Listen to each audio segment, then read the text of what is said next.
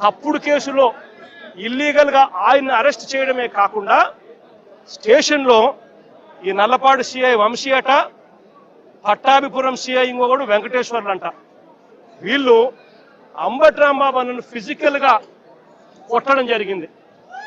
ఫిజికల్గా ఒక మంత్రిని కొట్టడం, అబ్యూస్ చేయడం.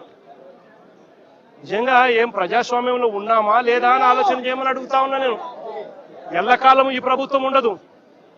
దాదాపుగా 200 మంది సిఐలు, ఎస్ఐలు, డిఎస్పీలు ఇటువంటి వాళ్ళు విఆర్లో ఉన్నారు.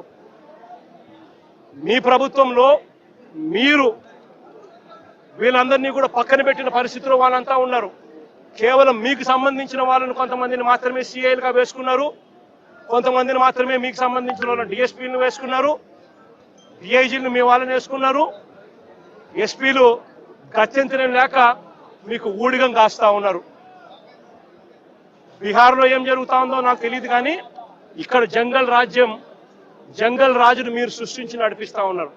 కానీ నేను అందరికీ కూడా ఒకటే చెప్తా ఉన్నా, ఎల్లకాలం ఇదే మాదిరిగానే జరగదు. 2 ఏళ్ళు కన్ను మూసుకుంటే అయిపోయింది, మరో 3 ఏళ్ళు కూడా కన్ను మూసుకుని కన్ను తెలిసేసరికి మరో 3 ఏళ్ళు కూడా అయిపోతుంది. ఆ తర్వాత వచ్చేది మాత్రం మా ప్రభుత్వం అని చెప్పి కూడా ప్రతి ఒక్కరికి కూడా ఈ సందర్భంగా కూడా చెప్తా ఉన్నా.